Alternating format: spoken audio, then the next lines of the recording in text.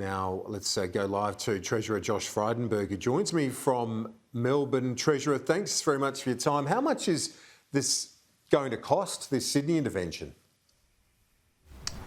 Well, we're expecting the cash flow boost to equate to about $500 million a week. Now, that is a cost that will be split 50-50 with the New South Wales government. On top of that, we've got our commitment to provide the disaster payment, which is a payment that's been elevated to $600 a week and $375 a week, depending on how many hours a week have been lost. Already over 130,000 people from New South Wales have applied for that payment. I expect that number to increase, but we recognise that this is a very difficult and trying time for the people of New South Wales and indeed for the country as a whole. More than 5 million of our fellow Australians have you got a ballpark number subject to lockdown. For the total spend? Well, again, it's based on a expected weekly spend because we don't know how long this extended lockdown will go for. Our payments will come in week 4, that is next week, and we're expecting the cash flow boost, which is the signature payment from the announcements today, to cost the Commonwealth around $250 million, and given that it's a 50-50 split with New South Wales, that particular program is expected to cost over or around $500 million a week. To receive that payment, companies will have to be keeping their staffing level as of the 13th of July today. And if they don't, is there any mechanism by which to get the money back? Well, again, the compliance and the penalties are to be implemented and worked through by the New South Wales government. As you know, we had penalties with the JobKeeper program that would apply to businesses that didn't participate appropriately or legally in receiving those payments. And we are very keen to ensure the integrity of these measures. It will be implemented, though, as you heard in the press conferences, by Services New South Wales. They've got an incentive to put in place the appropriate penalties, but at the same time, employers have got an incentive, Kieran, to keep on their staff because they are expecting and hoping that this lockdown is not protracted for weeks on end, that it can be contained and that they can get back to their normal business ways. And there needs to be some oversight, doesn't there, to ensure the link between a business and the employee is not broken? Well, again, there are two different payments. I think it's important to understand how they work in tandem. There's the cash flow boost, which is designed to provide working capital to businesses to enable them to meet their fixed costs, which are incurred regardless of whether they've got customers coming through the door, rent expenses, maybe their payments to the banks, as well as utilities costs and the like. And then there's also the income support, which is a separate payment, the disaster payment at that higher rate now of $600 and $375. But with this commitment from the businesses to keep their headcount as of today, the headcount is as of today, then that will be a requirement to participate in the program. And we expect businesses will comply with that. Now, the Premier and the government obviously dealing with this ongoing lockdown. We hope it ends in a few weeks. Did she wait too long to announce the lockdown in the first place?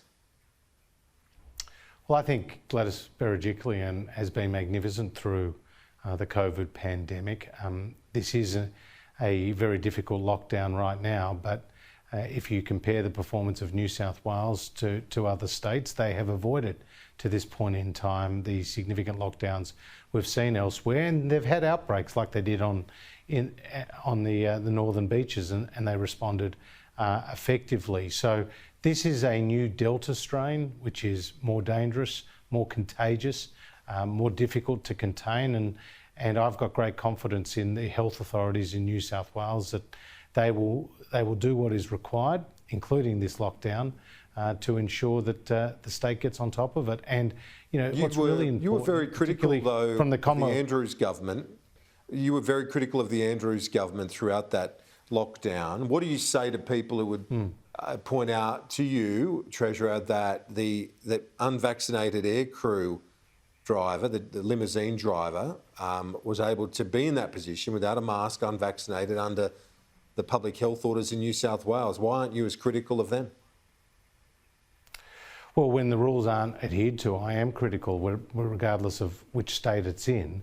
But it's chalk and cheese what happened in New South Wales with what happened in Victoria. Tragically, more than 800 people lost their lives in Victoria.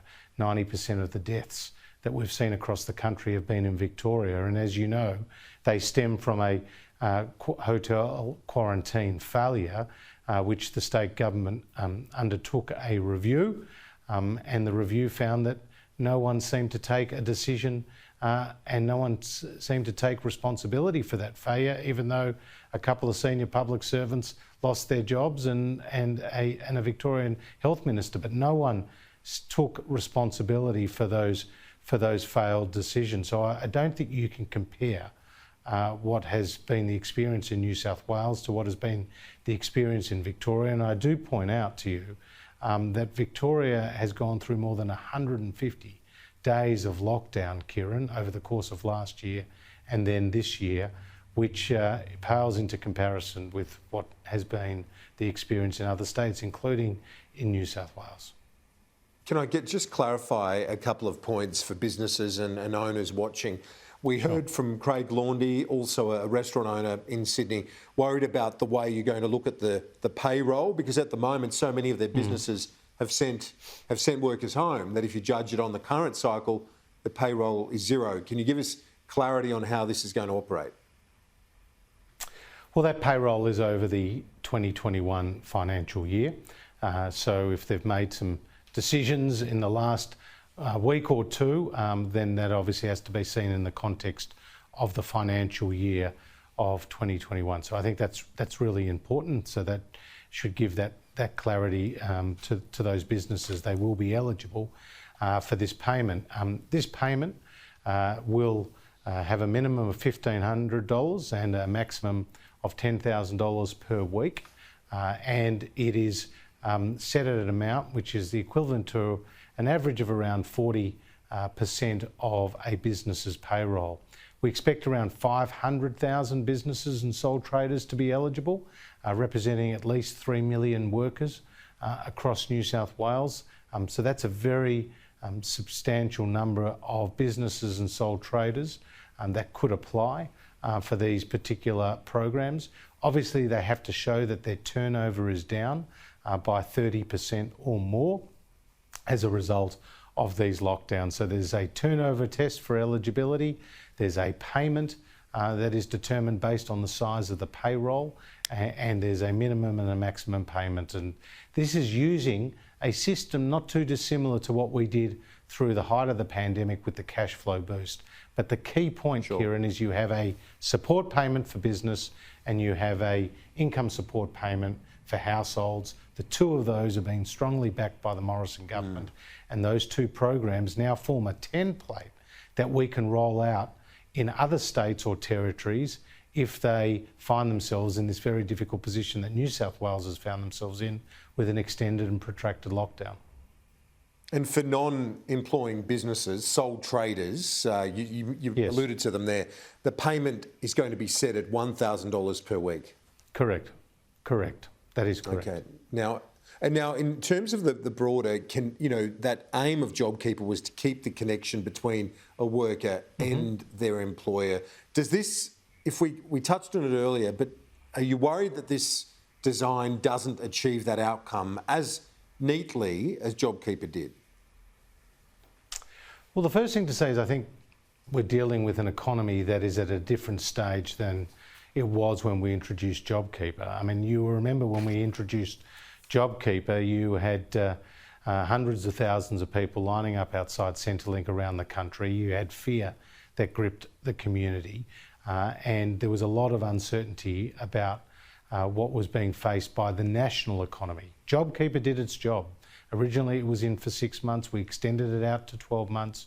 We brought in a different tier, a second tier. We also tapered the payment and it worked very effectively, and then it came to an end, and since it's come to an end, the unemployment rate, much to the disappointment of our political opponents, has actually fallen.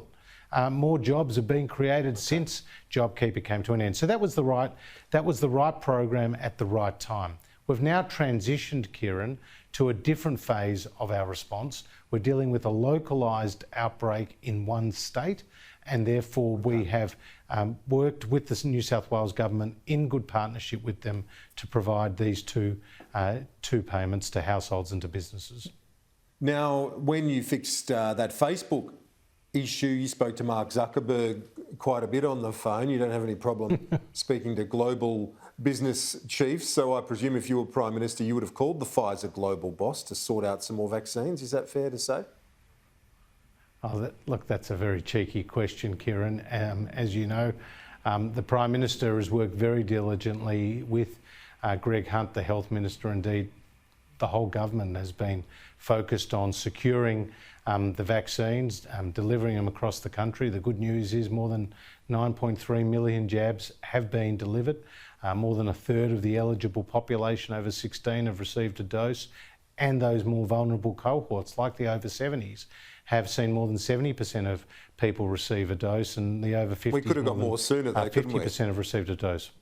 Well, we adopted a portfolio approach, and as you know, we focused on the domestic production of AstraZeneca, and that there was issues with that particular vaccine that we couldn't foresee, and indeed that was experienced by other countries. We took the medical advice, namely from ATAGI, as to the cohorts that it would apply to, and we've also since that time secured more Pfizer vaccine. But as you know, I recently sat down with General Fruin and the business community. We are getting more of those mRNA vaccines, those Pfizer vaccines, and we are partnering with the business community to ensure it gets rolled out as quickly as possible.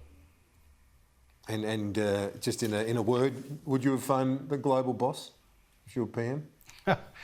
Well, again, I think the Prime Minister has done everything possible to get as many vaccines to Australia as quickly as we can. Treasurer Frydenberg, thanks very much for your time.